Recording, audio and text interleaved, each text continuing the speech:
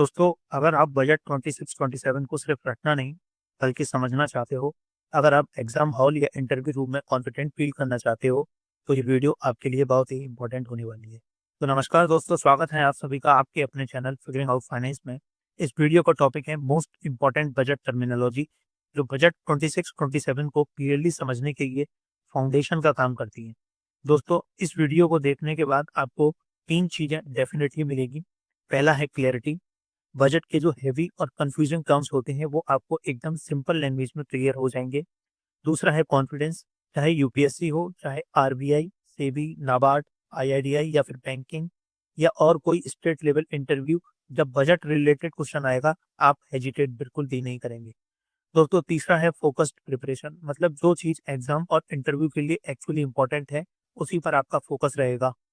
दोस्तों, तो बिना टाइम वेस्ट किए चलिए वीडियो को शुरू करते हैं। बजट 26-27 की सबसे इम्पोर्टेंट टर्मिनोलॉजी बिल्कुल सिंपल और एग्जाम ओरिएंटेड तरीके से। दोस्तों, सबसे पहले समझते हैं बजट होता क्या है। बजट एक कंसोलिडेटेड फाइनेंशियल स्टेटमेंट होता है जो गवर्नमेंट प्रिपेयर करता है, जिसमें क्लियरली बताया जाता है कि एक फाइनेंशियल ईयर के अंदर गवर्नमेंट कितना पैसा खर्च करेगी और कितना पैसा अर्न करेगी। अगर हम इसको सिंपल शब्दों में बोलें तो बजट एक फाइनेंशियल प्लान है गवर्नमेंट ऑफ इंडिया का, बिल्कुल वैसे ही जैसे आप अपने घर का मंथली बजट बनाते हो। सोचिए, आप घर में पहले कैलकुलेट करते हो मेरी इनकम कितनी है, मेरे एक्सपेंसेस कितने होंगे। गवर्नमेंट भी बिल्कुल वही करती है, बस स्केल बड़ा होता है।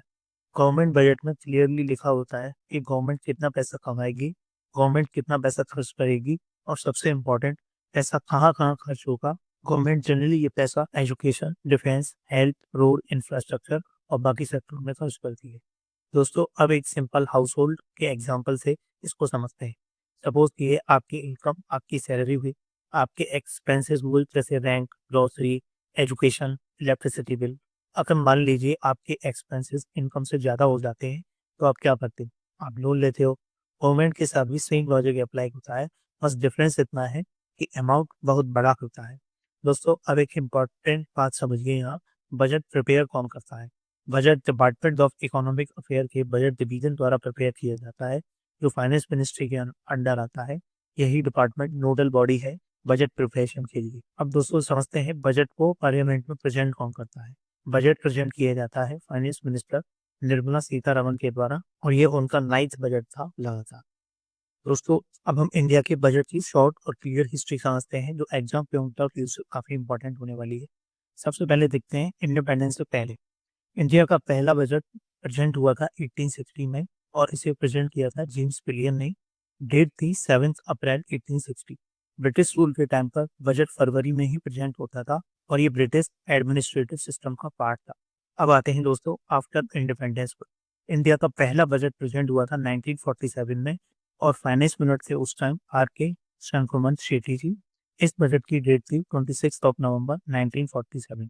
उसके बाद 1950 से एक ट्रेडिशन बन गया, बजट हर साल 28 फरवरी, यानी फरवरी के लास्ट वर्किंग डे को प्रेजेंट होता था, और टाइमिंग होती थी शाम के 5 बजे। अब ये 5 बजे क्यों? क्योंकि ब्रिटिश ट्रेडिशन फॉलो होता था, जब यूके पार्लियामेंट में दोपहर 12 बजे पर बजट प्रेजेंट होता था, तब इंडिया में टाइम डिफरेंस की वजह से शाम को 5 बजे होते थे। दोस्तों, अब देखते हैं रिसेंट चेंजेस क्या हुए हैं। दोस्तों, 2017 में पीएम मोदी की गवर्नमेंट ने कुछ रिफॉर्म किए। सबसे पहला चेंज आया बजट की डेट। बजट को 28 फरवरी से शिफ्ट करके 1 फरवरी कर दिया गया। रीजन सिंपल है, ताकि 1 अप्रैल से स्टार्ट होने वाले फाइनेंशियल ईयर से पहले पॉलिसी प्रॉपर्ली इम्प्लीमेंट हो सके। दूसरा इंपॉर्टेंट चेंज था बजट टाइमिंग। दोस्तों, पहले बजट 5 बजे प्रेजेंट होता था, लेकिन 1999 से, उस टाइम अटल बिहारी जी की सरकार थी, तब तब इस बजट का टाइम चेंज कर दिया गया था। तब शाम 5 बजे से सुबह 11 बजे कर दी गई थी। दोस्तों, और एक बड़ा रिफॉर्म आया था 2017 में। रेलवे बजट जो पहले अलग से प्रेजेंट होता था, उसे जनरल बजट के साथ मर्ज कर दिया गया। दोस्तों, इसके बाद 2021 से एक और हिस्टोरिक चेंज आया। बजट डिजिटल हो गया कोविड-19 की वजह से, और ये डिजिटल फॉर्मेट आगे भी कंटिन्यू किया गया। दोस्तों, अब आते हैं नेक्स्ट कंसेप्ट पर, गवर्नमेंट अकाउंट। देखिए, गवर्नमेंट के पास टोटल 3 टाइप के अकाउंट होते हैं, और एग्जाम पॉइंट ऑफ व्यू से ये टॉपिक बहुत ही इंपॉर्टेंट है। पहला अकाउंट है कंसोलिडेटेड फंड ऑफ इंडिया, जिसे हम शॉर्ट में CFI बोलते हैं। ये गवर्नमेंट का मेन अकाउंट होता है, जहाँ सबसे ज़्यादा ट्रांजेक्शन होती है। दूसरा अकाउंट होता है दोस्तों कंटिजेंसी फंड ऑफ इंडिया, जैसे नाम से ही क्लियर है, ये फंड इमरजेंसी सिचुएशन के लिए होता है, जब तुरंत पैसे चाहिए। और तीसरा अकाउंट होता है पब्लिक अकाउंट ऑफ इंडिया। इस अकाउंट में गवर्नमेंट का अपना पैसा नहीं होता, बल्कि पब्लिक का पैसा होता है, जो गवर्नमेंट के पास ट्रस्ट के फॉर्म में रहता है। दोस्तों, अब समझते हैं कंसोलिडेटेड फंड ऑफ इंडिया। ये गवर्नमेंट ऑफ इंडिया का मेन और बिगेस्ट अकाउंट होता है। सिंपल वर्ड में बोलें, सरकार का ऑलमोस्ट सारा पैसा इसी अकाउंट में आता है और इसी से खर्चा होता है। दोस्तों, consolidated fund of India article 266 sub section 1 के अंदर आता है। ये एक कॉन्स्टिट्यूशनल फंड है, नॉर्मल बैंक अकाउंट है। दोस्तों, अब समझते हैं इस फंड में पैसा आता कहाँ से है। सबसे पहले टैक्स रेसिपिएंट, जैसे income tax, GST, corporate tax, custom duty, जो भी सरकार टैक्स कलेक्ट करती है, direct consolidated fund of India में जाता है। सेकंड है दोस्तों नॉन टैक्स रिसीव, जैसे interest income, dividend, fees, penalty, ये भी कंसोलिडेटेड फंड ऑफ इंडिया का पार्ट बनते हैं। थर्ड है गवर्नमेंट के लोन, जब सरकार मार्केट से या किसी सोर्स से लोन लेती है, वो पैसा भी इसी फंड में डिपॉजिट होता है। दोस्तों, अब आते हैं दूसरी साइड पर, कंसोलिडेटेड फंड ऑफ इंडिया से पैसा जाता कहाँ कहाँ है। सबसे पहले गवर्नमेंट एम्प्लॉय की सैलरीज, फिर डिफेंस एक्सपेंडिचर, फिर डेवलपमेंट वर्क यानी रोड, हॉस्पिटल, स्कूल बनवाना, फिर सब्सिडी जैसे फूड, फर्टिलाइजर, एलपीजी सब्सिडी, और लोन पर इंटरेस्ट पेमेंट, यानी जो गवर्नमेंट ऑफ इंडिया ने लोन लिया होता है, उसका पेमेंट भी यहीं से होता है। दोस्तों, गवर्नमेंट जो भी स्पेंड करती है, ऑलमोस्ट सब कुछ कंसोलिडेटेड फंड ऑफ इंडिया से ही होता है। और सबसे इम्पोर्टेंट रूल दोस्तों, कंसोलिडेटेड फंड ऑफ इंडिया से 1 रुपया भी तब तक विड्रॉ नहीं हो सकता जब तक पार्लियामेंट की अप्रूवल ना हो। इसे बोलते हैं constitutional control over public money. दोस्तों, अब बात करते हैं कंटिजेंसी फंड ऑफ इंडिया की। देखिए, कंटिजेंसी फंड ऑफ इंडिया का मतलब होता है गवर्नमेंट का इमरजेंसी फंड। जब सिचुएशन अर्जेंट हो, जब वेट करना पॉसिबल ना हो, तब काम आता है ये फंड।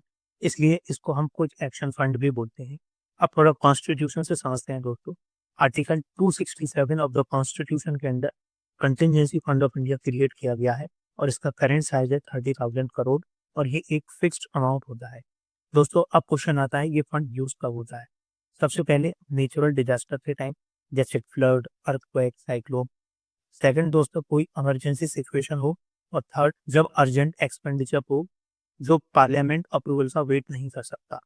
अब समझिए, इसका वर्किंग मैकेनिज्म बहुत इंपॉर्टेंट है एग्जाम के लिए। इस फंड को प्रेसिडेंट ऑफ इंडिया कंट्रोल करता है। गवर्नमेंट इस फंड से पैसा विड्रॉ कर सकती है without waiting from parliament approval, क्योंकि इमरजेंसी में डिले नहीं होना चाहिए। लेकिन ध्यान रखिए दोस्तों, बाद में पार्लियामेंट का अप्रूवल लेना कंपलसरी होता है, और जब पार्लियामेंट अप्रूव कर देती है, तो जो पैसा यूज हुआ होता है, वो कंसोलिडेटेड फंड ऑफ इंडिया से ट्रांसफर करके कंटिजेंसी फंड को रिफिल कर दिया जाता है। दोस्तों, तो पूरा प्रोसेस याद रखिए, इसका सिंपल फ्लो में, जैसे इमरजेंसी आई, कंटिजेंसी फंड यूज हुआ, बाद में पार्लियामेंट अप्रूवल, फिर कंसोलिडेटेड फंड से रिसीव।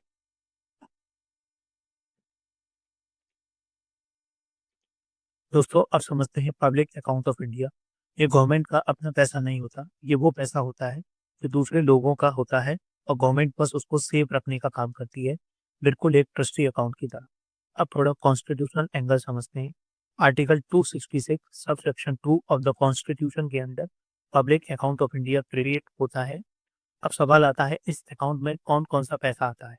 सबसे पहले गवर्नमेंट एम्प्लॉय का प्रोविडेंट फंड, जैसे ईपीएफ। फिर आते हैं स्मॉल सेविंग स्कीम, जैसे पीपीएफ, नेशनल सेविंग सर्टिफिकेट, और सुकन्या समृद्धि योजना। इसके अलावा दोस्तों रिजर्व फंड, अलग अलग डिपॉजिट, और वो पैसा जो गवर्नमेंट दूसरों की तरफ से रिसीव करती है, ये सब पब्लिक अकाउंट में जाता है। यहाँ एक बहुत इंपॉर्टेंट डिफरेंस समझना जरूरी है, जो एग्जाम में डायरेक्ट पूछा जाता है। पब्लिक अकाउंट का पैसा गवर्नमेंट का पैसा नहीं होता, गवर्नमेंट बस इसको टेम्परेली होल्ड करती है। इसीलिए इस पैसे को निकालने के लिए पार्लियामेंट की अप्रूवल की जरूरत नहीं होती, क्योंकि टेक्निकली ये गवर्नमेंट का पैसा है ही नहीं। और सबसे इम्पोर्टेंट पॉइंट दोस्तों, जब भी असली ओनर को जरूरत होती है, ये पैसा वापस करना ही होता है। दोस्तों, जब फाइनेंस मिनिस्टर पार्लियामेंट में बजट प्रेजेंट करता है, तो वो सिर्फ एक डॉक्यूमेंट नहीं होता, एक्चुअली बजट एक पूरा सेट ऑफ डॉक्यूमेंट होता है। बिल्कुल ऐसा समझिए जैसे कोई फुल प्रोजेक्ट रिपोर्ट होती है, जिसमें अलग अलग सेक्शन होते हैं, हर सेक्शन का अपना रोल, अपनी इम्पोर्टेंस। तो बजट भी एग्जैक्टली वैसे ही काम करता है। अब इस बजट का मेन डॉक्यूमेंट कौन कौन से होते हैं, ये एग्जाम के लिए भी बहुत इंपॉर्टेंट है। पहला डॉक्यूमेंट होता है एनुअल फाइनेंशियल स्टेटमेंट, जिसे हम AFS भी कहते हैं। दूसरा डॉक्यूमेंट होता है डिमांड फॉर ग्रांट्स।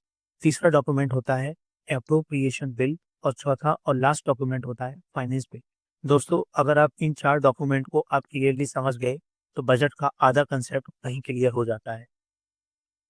तो दोस्तों, अब बात करते हैं एनुअल फाइनेंशियल स्टेटमेंट की, जिसे हम शॉर्ट में एएफएस बोलते हैं। देखिए, एनुअल फाइनेंशियल स्टेटमेंट ही एक्चुअली मेन बजट डॉक्यूमेंट होता है। ये पूरा का पूरा गवर्नमेंट ऑफ इंडिया का इनकम और एक्सपेंस स्टेटमेंट होता है। अब यहाँ से एक बहुत इंपॉर्टेंट कॉन्स्टिट्यूशनल पॉइंट याद रखिए। आर्टिकल 112 ऑफ द कॉन्स्टिट्यूशन के अंडर गवर्नमेंट को ये डॉक्यूमेंट प्रेजेंट करना ही होता है। मतलब बिना एनुअल फाइनेंशियल स्टेटमेंट के बजट कंप्लीट ही नहीं माना जाता। अब इसमें होता क्या है, सिंपल लैंग्वेज में समझते हैं दोस्तों। एनुअल फाइनेंशियल स्टेटमेंट बताता है गवर्नमेंट को कितना पैसा आने वाला है और गवर्नमेंट कितना पैसा खर्चा करने वाली है, और वो भी आने वाले फाइनेंशियल ईयर के लिए, जो होता है 1 अप्रैल से 31 मार्च तक। इस डॉक्यूमेंट में गवर्नमेंट के सारे एस्टिमेट रेसिपिएंट्स यानी इनकम और सारे एस्टिमेट एक्सपेंडिचर यानी खर्चे दोनों क्लियरली मेंशन होते हैं। दोस्तों, अब एनुअल फाइनेंशियल स्टेटमेंट एक और इम्पॉर्टेंट चीज दिखाता है गवर्नमेंट के 3 मेजर अकाउंट। पहला कंसोलिडेटेड फंड ऑफ इंडिया, दूसरा कंटिजेंसी फंड ऑफ इंडिया और तीसरा पब्लिक अकाउंट ऑफ इंडिया। दोस्तों, अब बात करते हैं इस स्ट्रक्चर की। एनुअल फाइनेंशियल स्टेटमेंट को 2 पार्ट में प्रेजेंट किया जाता है। पहला पार्ट होता है रेवेन्यू बजट, यानी गवर्नमेंट का डे टू डे इनकम और डे टू डे एक्सपेंसेस। दूसरा पार्ट होता है कैपिटल बजट, जिसमें लॉन्ग टर्म लोन, इन्वेस्टमेंट और असेट क्रिएशन से रिलेटेड चीजें आती हैं। दोस्तों, अब बात करते हैं डिमांड फॉर ग्रांट्स की। डिमांड फॉर ग्रांट्स का मतलब होता है हर मिनिस्ट्री और डिपार्टमेंट का डिटेल खर्चा प्लान। सिंपल लैंग्वेज में बोले, हर मिनिस्ट्री पार्लियामेंट को बताती है कि मुझे कितना पैसा चाहिए और किस काम के लिए चाहिए। इंडिया में टोटल लगभग 103 से 104 डिमांड फॉर ग्रांट्स होती हैं, क्योंकि हर एक मिनिस्ट्री या डिपार्टमेंट के लिए अलग डिमांड होती है। हर डिमांड फॉर ग्रांट्स में क्लियरली मेंशन होता है सबसे पहले मिनिस्ट्री का नाम, जैसे एजुकेशन, डिफेंस या हेल्थ, फिर कितना पैसा चाहिए, और सबसे इम्पोर्टेंट ये पैसा खर्च कहाँ होगा, जैसे सैलरीज पर, गवर्नमेंट स्कीम्स पर या किसी न्यू प्रोजेक्ट पर। दोस्तों, अब यहाँ पार्लियामेंट का रोल बहुत इंपॉर्टेंट हो जाता है। पार्लियामेंट हर एक डिमांड पर डिस्कशन करती है, वोट करती है। अगर पार्लियामेंट को लगता है कि डिमांड ज़्यादा है तो वो उस डिमांड को रिड्यूस कर सकती है या एक्सट्रीम केस में रिजेक्ट भी कर सकती है। लेकिन दोस्तों, एक बात याद रखिए, पार्लियामेंट किसी भी डिमांड को इंक्रीज नहीं कर सकती। डिमांड बढ़ाने का पावर सिर्फ गवर्नमेंट के पास ही होता है। दोस्तों, हर डिमांड फॉर ग्रांट 2 पार्ट्स में होते हैं। एक होता है रेवेन्यू एक्सपेंडिचर, यानी रेगुलर खर्चे जैसे सैलरीज, मेंटेनेंस, रूटीन एक्सपेंसेस, और दूसरा होता है कैपिटल एक्सपेंडिचर, यानी asset creation, building, infrastructure, long term project. दोस्तों, तो डिमांड फॉर ग्रांट असल में ये दिखाता है गवर्नमेंट पैसा कहाँ कहाँ और किस तरह से खर्च करने वाली है। दोस्तों, अब बात करते हैं एप्लीकेशन बिल की। देखिए, एप्लीकेशन बिल का सिंपल मतलब होता है कि गवर्नमेंट को लीगल परमिशन देना, ताकि वो कंसोलिडेटेड फंड ऑफ इंडिया से मनी विड्रॉ कर सके। याद रखिए दोस्तों, आर्टिकल 114 इस बिल के बारे में बात करता है, और ये बिल तब आता है जब डिमांड फॉर ग्रांट्स अप्रूव हो जाती है। अब इसका एक्चुअल रोल समझिए। पार्लियामेंट जब डिमांड फॉर ग्रांट अप्रूव करती है तो वो सिर्फ अप्रूवल होता है, लॉ नहीं होता। एप्रोप्रिएशन बिल उस अप्रूवल को लॉ में कन्वर्ट करता है। इस बिल के थ्रू गवर्नमेंट को लीगल अथॉरिटी मिलती है पैसा स्पेंड करने की। प्रोसेस बिल्कुल स्टेप बाय स्टेप होता है। पहले डिमांड फॉर ग्रांट अप्रूव होती है, उसके बाद एप्रोप्रिएशन बिल इंट्रोड्यूस होता है, फिर बिल पास होता है। पास होने के बाद ये एप्रोप्रिएशन एक्ट बन जाता है, और तब जाकर government legally consolidated fund of India से पैसा विड्रॉ कर सकती है। दोस्तों, और एक रूल बिल्कुल क्रिस्टल क्लियर याद रखिए, एप्रोप्रिएशन एक्ट के बिना 1 रुपया भी कंसोलिडेटेड फंड से विड्रॉ नहीं किया जा सकता। दोस्तों, अब बात करते हैं फाइनेंस बिल की। फाइनेंस बिल एक ऐसा डॉक्यूमेंट होता है जिसमें टैक्स लॉ में चेंजेस प्रपोज किए जाते हैं। सिंपल वर्ड में बोले, नए टैक्सेस क्या होंगे, पुराने टैक्सेस हटेंगे या रेट बढ़ेंगे, सब कुछ यही होता है। दोस्तों, इंपॉर्टेंट फैक्ट याद रखिए, आर्टिकल 110 जो मनी बिल प्रोविजन से रिलेटेड है। दोस्तों, अब देखते हैं फाइनेंस बिल में होता क्या है। सबसे पहले इनकम टैक्स रेट और स्लैब में चेंजेस, फिर कॉर्पोरेट टैक्स के रेट्स या स्ट्रक्चर में चेंजेस, साथ ही कस्टम ड्यूटी और एक्साइज ड्यूटी में भी जो मॉडिफिकेशन होता है वो यही मेंशन होता है।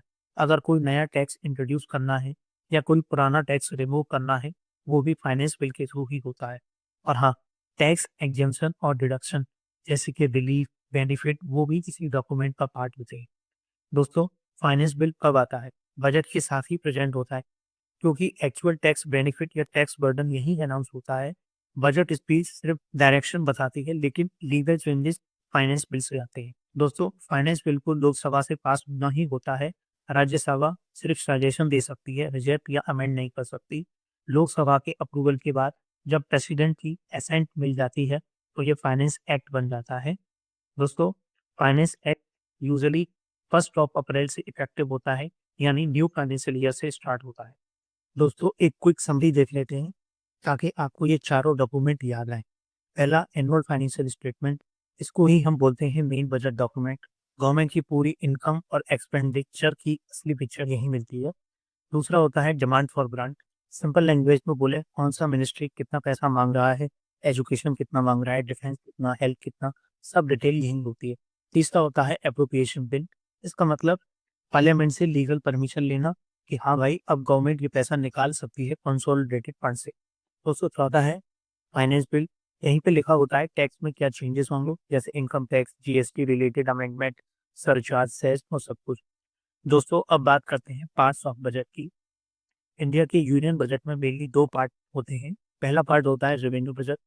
दोस्तों, रेवेन्यू बजट का मतलब होता है ये गवर्नमेंट के डे टू डे इनकम और डे टू डे एक्सपेंस से रिलेटेड होता है, यानी जो पैसा रेगुलरली आता है और जो पैसा रोजाना गवर्नमेंट चलाने के लिए खर्च होता है। दोस्तों, रेवेन्यू बजट के अंदर भी दो कंपोनेंट होते हैं। पहला कंपोनेंट है रेवेन्यू रिसिप्ट। रेवेन्यू रिसिप्ट का मतलब होता है वो पैसा जो गवर्नमेंट को मिलता है रेगुलर बेसिस पर, और सबसे इम्पोर्टेंट बात, जिसे गवर्नमेंट को वापस नहीं करना होता। इसको एग्जांपल से समझिए। सबसे पहला आता है टैक्स रेवेन्यू, जैसे income tax, GST, corporate tax, custom duty. ये वो टैक्सेस हैं जो हम और कंपनीज गवर्नमेंट को पे करते हैं, और ये गवर्नमेंट की रेगुलर इनकम होती है। दोस्तों, फिर आता है नॉन टैक्स रेवेन्यू। इसमें आता है इंटरेस्ट जो गवर्नमेंट ने लोन दे रखा है उससे मिलता है, डिविडेंड जो गवर्नमेंट कंपनी से मिलता है जैसे ओएनजीसी, और प्रॉफिट जो आरबीआई गवर्नमेंट को ट्रांसफर करता है। ये सारा पैसा आता है रेवेन्यू रिसिप्ट के अंदर। दोस्तों, अब बात करते हैं सेकंड कंपोनेंट रेवेन्यू एक्सपेंडिचर पर। रेवेन्यू एक्सपेंडिचर वो खर्चा जो गवर्नमेंट रोजाना के काम काज के लिए करती है और जिसे कोई नया असेट क्रिएट नहीं होता। इसको भी हम एग्जांपल से समझते हैं, जैसे गवर्नमेंट एम्प्लॉय की सैलरी, पेंशन, जो इंटरेस्ट गवर्नमेंट अपने लोन्स पर पे करती है, सब्सिडी जैसे food subsidy, fertiliser subsidy, fuel subsidy, और साथ ही रोड, हॉस्पिटल, स्कूल की मेंटेनेंस का खर्चा।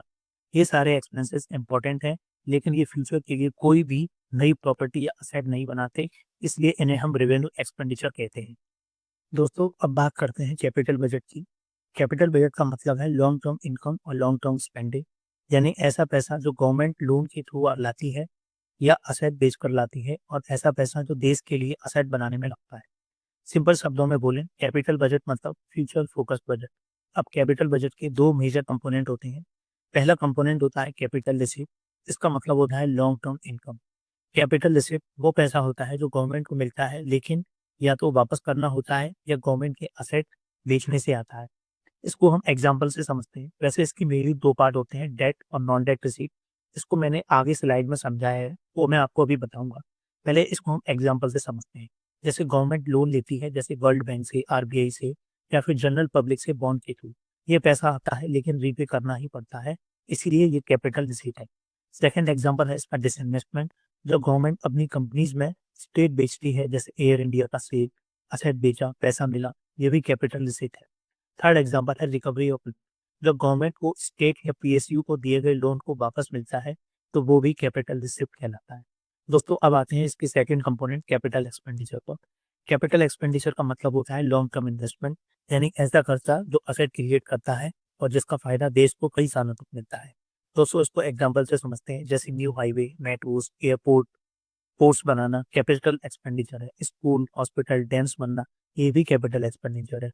जैसे हम डिफेंस इक्विपमेंट खरीदते हैं, जैसे फाइटर जेट और टैंक्स, ये भी एक कैपिटल एक्सपेंडिचर में आता है। और गवर्नमेंट का अपनी कंपनीज में इन्वेस्ट करना, इसको भी हम इसी कैटेगरी में डालते हैं। तो दोस्तों, याद रखिए, कैपिटल बजट का फोकस होता है ग्रोथ, इंफ्रास्ट्रक्चर और फ्यूचर डेवलपमेंट पर फोकस। दोस्तों, जैसा कि मैंने अभी बताया था आपको, बजट के दो पार्ट होते हैं, रेवेन्यू बजट और कैपिटल बजट। रेवेन्यू बजट में जो भी दो पार्ट होते हैं, रेवेन्यू रिसिप्ट और रेवेन्यू एक्सपेंडिचर। देखिए, इंपॉर्टेंट पॉइंट रेवेन्यू रिसिप्ट में याद रखिए, ये गवर्नमेंट के लिए कोई लायबिलिटी क्रिएट नहीं करता, ना ही इससे कोई असेट रिड्यूस होती है। यह रिकरिंग इन नेचर है, यानी गवर्नमेंट यहाँ से रेगुलर पैसा अर्न करती है। इसके दो पार्ट हैं, टैक्स और नॉन टैक्स रेवेन्यू। ये मैंने आपको बहुत अच्छे से यहाँ पे दिखाया है। आप उसको एक बार पढ़िए और समझिए। इसके अलावा दोस्तों इसमें रेवेन्यू एक्सपेंडिचर में गवर्नमेंट कहाँ-कहाँ खर्चा करती है, ये सब यहाँ क्लियरली मेंशन है। आप इसको डिस्क्रिप्टिव में बहुत अच्छे से यूज़ कर सकते हैं। नेक्स्ट है दोस्तों कैपिटल बजट। कैपिटल बजट के 2 पार्ट होते हैं, कैपिटल रिसिप्ट, कैपिटल एक्सपेंडिचर।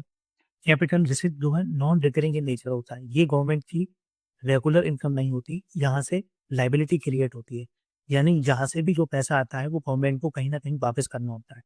इसके भी 2 तरीके हैं, आई मीन 2 पार्ट में डिवाइड है, एक डेट कैपिटल, एक नॉन डेट कैपिटल। डेट मतलब कहाँ से गवर्नमेंट पैसा उधार लेती है, market loan, T-bill, external commercial borrowing या आरबीआई से लोन लेना, जो भी government national saving certificate issue करती है, वो सारा पैसा कैपिटल रिसिप्ट में ही आता है। अब दोस्तों देखते हैं कैपिटल एक्सपेंडिचर क्या है? यहाँ से कंट्री के लिए असेट क्रिएट होते हैं, यानी कैपिटल फॉर्मेशन होती है। दोस्तों उम्मीद करता हूँ ये आपको चार्ट पसंद आया होगा। आप इसको ज़रूर अच्छे से समझिए, पढ़िए और इसका आप डिस्क्रिप्टिव में बहुत अच्छे से यूज़ कर सकते हैं। दोस्तों अब हम बात करते हैं फिजिकल मैट्रिक्स और डेफिसिट की।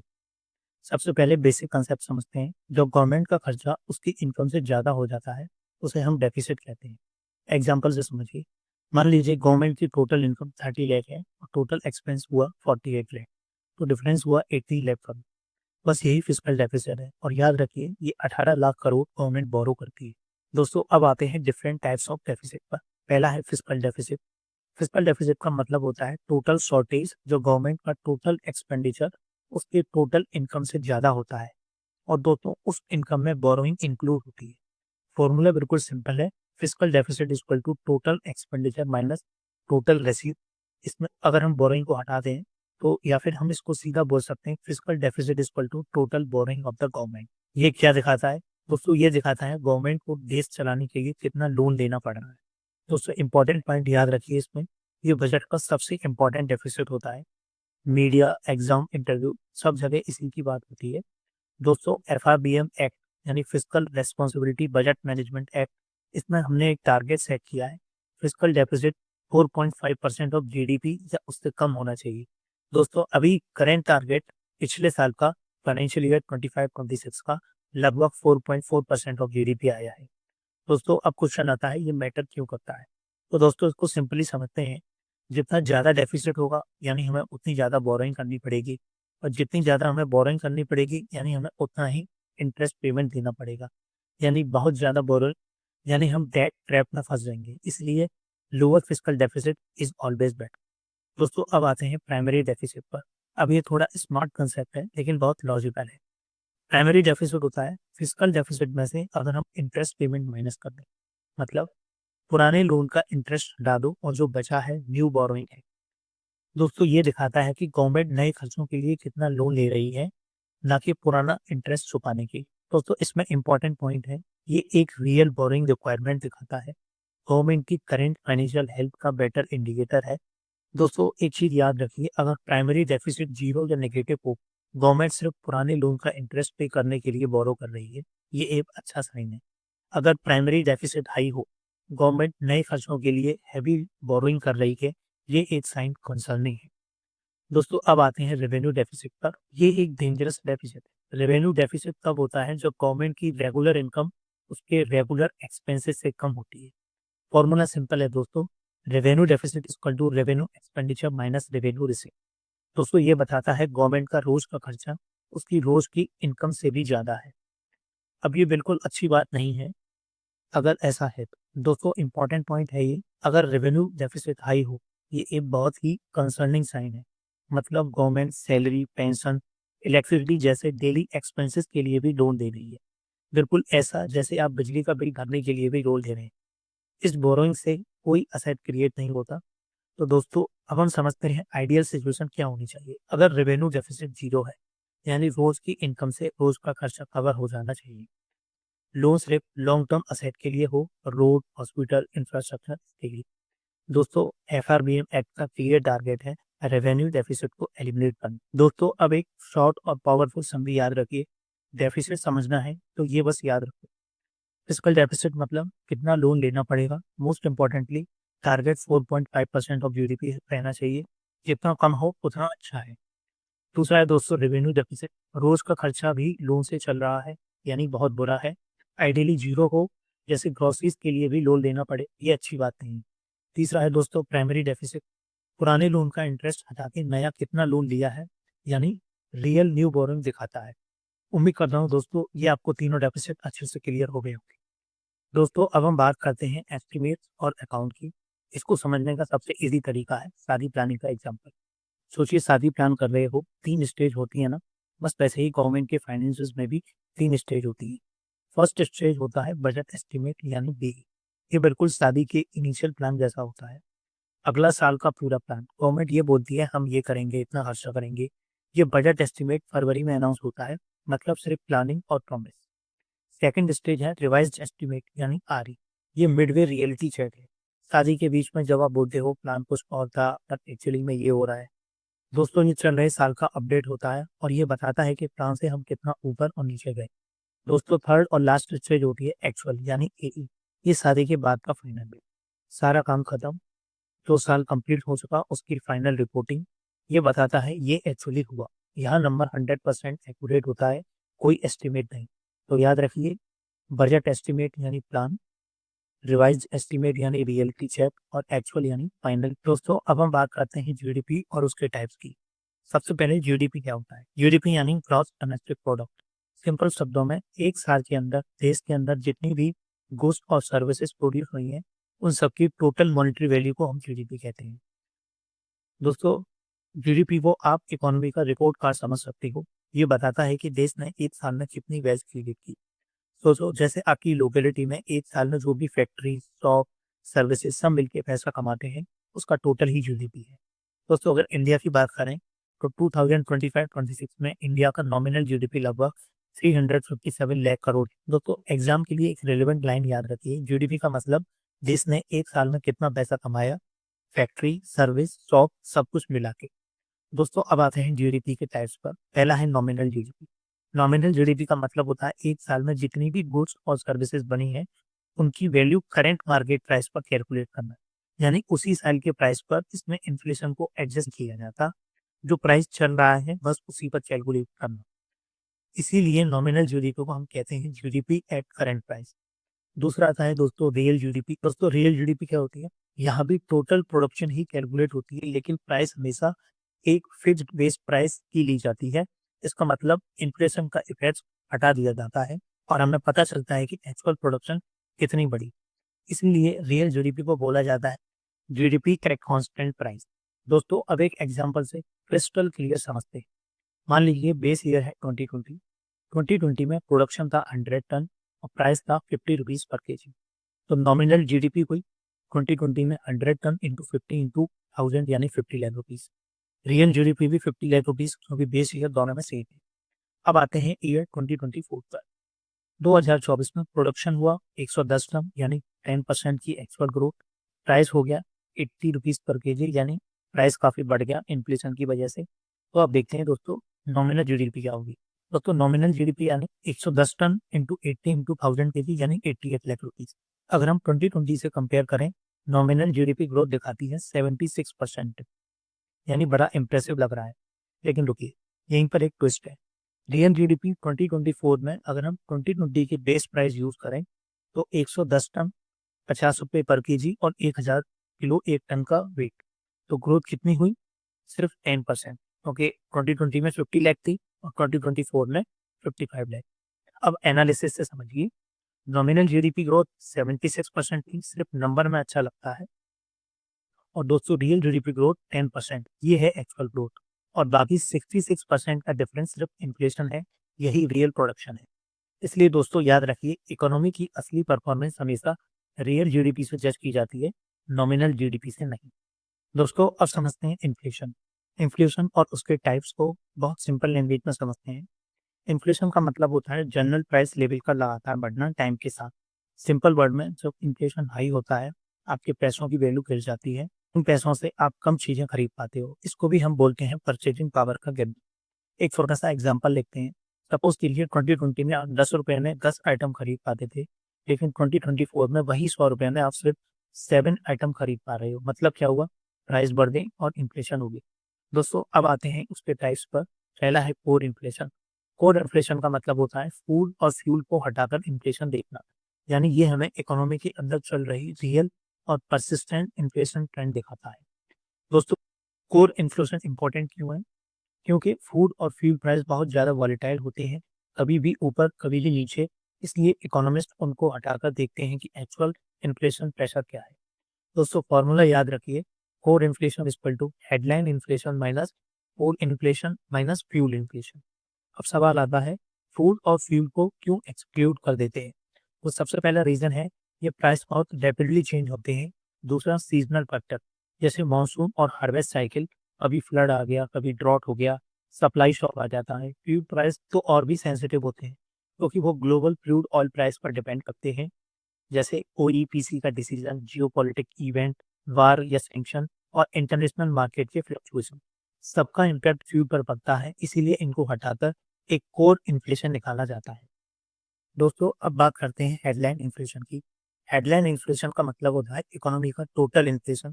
इसमें कोई भी चीज एक्सक्लूड नहीं होती, जो भी आप कंज्यूम करते हो सब इंक्लूडेड होता है। इसको हम और नाम से भी जानते हैं, ओवरऑल इन्फ्लेशन, टोटल इन्फ्लेशन और इंडिया के कंटेक्स्ट में सीपीआई इन्फ्लेशन। हेडलाइन इन्फ्लेशन के अंदर क्या क्या आता है, ये भी एग्जाम पॉइंट ऑफ व्यू से बहुत इंपॉर्टेंट है।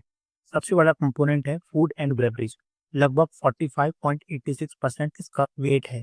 फिर आता है fuel and light around 6.84%, clothing and footwear का वेट है 6.53%, हाउसिंग का वेट है अराउंड 10.07%, और बाकी सब चीज़ें ट्रांसपोर्ट, एजुकेशन, हेल्थ और भी चीज़ें आती हैं मिसलेनियस कैटेगरी में, जिसका वेट लगभग 28.32% होता है।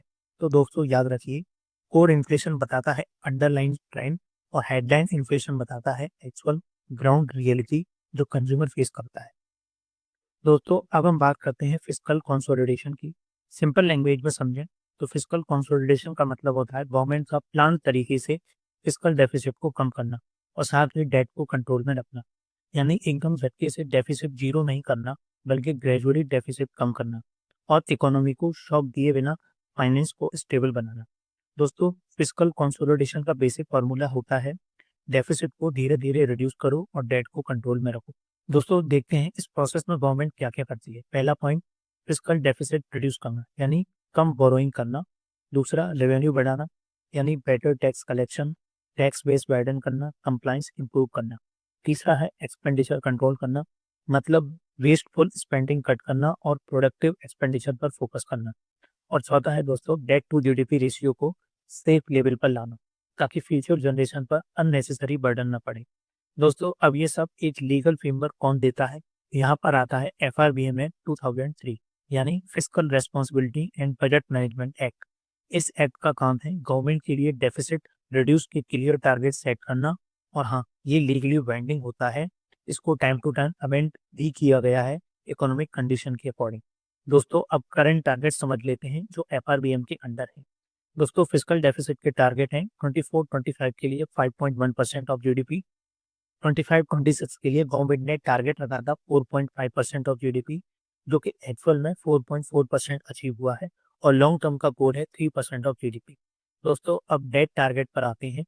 सेंटर और स्टेट गवर्नमेंट मिलाकर टोटल डेट 60% ऑफ जीडीपी से नीचे ही रहना चाहिए। इसमें सेंट्रल गवर्नमेंट का डेट टारगेट 40% ऑफ जीडीपी से नीचे रहना चाहिए और स्टेट गवर्नमेंट का combined debt target 20% of GDP से नीचे रहना चाहिए। दोस्तों फिस्कल कंसोलिडेशन का मतलब है डेफिसिट कंट्रोल, रेवेन्यू इंप्रूवमेंट और स्पेंडिंग डिसिप्लिन और डेट सस्टेनेबिलिटी। दोस्तों अब बात करते हैं जेंडर बजटिंग की। सिंपल शब्दों में समझिए, जेंडर बजटिंग का मतलब होता है बजट को जेंडर एंगल से देखना। यानी जब गवर्नमेंट बजट बनाती है तो ये एनालाइज करती है कि मेन और वुमेन दोनों को फेयर बेनिफिट मिल रहा है या नहीं, स्पेशली वुमेन एम्पावरमेंट पे फोकस के साथ। बेसिकली आइडिया ये है कि गवर्नमेंट स्पेंडिंग में वुमेन को उनका प्रॉपर शेयर मिले, सिर्फ अनाउंस करना नहीं बल्कि एक्चुअल पैसा कहाँ जा रहा है ट्रेड भी किया जाता है। इंडिया में जेंडर बजटिंग 2005 से स्टार्ट हुई थी और तब से हर बजट डॉक्यूमेंट में ये सेपरेटली दिखाई जाती है। दोस्तों अब देखते हैं ये काम कैसे करती है। पहला, वुमेन स्पेसिफिक स्कीम को आइडेंटिफाई करती है। दूसरा, जनरल स्कीम में भी देखती है वुमेन को बेनिफिट मिल रहा है या नहीं। तीसरा, वुमेन वेलफेयर पर कितना खर्चा हो रहा है उसकी ट्रैकिंग होती है। और ओवरऑल एम होता है बजट के थ्रू जेंडर इनइक्वालिटी को कम करना। दोस्तों जेंडर बजट के दो पार्ट होते हैं। पार्ट 1 में यहाँ 100% एलोकेशन वुमेन के लिए होता है, यानी जो स्कीम सिर्फ वुमेन के लिए होती हैं जैसे Beti Bachao Beti Padhao, women hostel, maternity benefit और ऐसे प्रोग्राम जहाँ पूरा पैसा वुमेन पे ही खर्च होता है। पार्ट बी, जहाँ मिनिमम 30% बेनिफिट वुमेन को मिलना चाहिए। ये जनरल स्कीम होती हैं जिसमें वुमेन सिग्निफिकेंट बेनिफिशियरी होते हैं। एग्जाम्पल देखिए, जैसे स्वच्छ भारत टॉयलेट डायरेक्टली वुमेन की डिग्निटी और सेफ्टी इंप्रूवमेंट करते हैं, या मनरेगा जहाँ लार्ज नंबर में वुमेन वर्कर काम करती है। अब इकोनॉमिक एंगल से समझिए, बहुत इंपॉर्टेंट है। जब वुमेन वर्कफोर्स में आती हैं जीडीपी बढ़ती है। वुमेन जो अर्न करती है वो ज़्यादातर फैमिली वेलफेयर पर इन्वेस्ट करती हैं। इसका रिजल्ट होता है better nutrition, better education for children और पूरा इकोनॉमी में मल्टीप्लायर इफेक्ट क्रिएट होना। तो दोस्तों शॉर्ट में समझते हैं, जेंडर बस्टिंग का मतलब बजट में देखो महिलाओं को क्या फायदा मिल रहा है। पार्ट ए, 100% स्कीम से वुमेन के लिए। पार्ट बी, कम से कम 30% बेनिफिट वुमेन को मिलना चाहिए। एग्जाम्पल जैसे बेटी बचाओ, उज्ज्वला, मुद्रा लोन फॉर वुमेन। हर साल अराउंड 4 से 5 लाख करोड़ का टारगेट होता है वुमेन फोकस्ड स्पेंडिंग का। और रीजन सिंपल है, जब पॉपुलेशन का 50% वुमेन है तो बजट में भी उनका हिस्सा स्ट्रॉन्ग होना चाहिए। बिल्कुल वैसे ही जैसे घर में भाई और बहन दोनों को इक्वल रिसोर्स मिलने चाहिए। और इसीलिए जेंडर बस्टिंग को चैरिटी नहीं, ये इकोनॉमिक सेंस, सोशल जस्टिस और स्मार्ट पॉलिसिंग है। तो दोस्तों याद रखिए, जब वुमेन ग्रो करती है तब इकोनॉमी भी ग्रो करती है। और इसी के साथ भी दोस्तों वीडियो को यहीं एंड करते हैं। उम्मीद है वीडियो पसंद आई होगी। Thanks for watching and all the best for your life and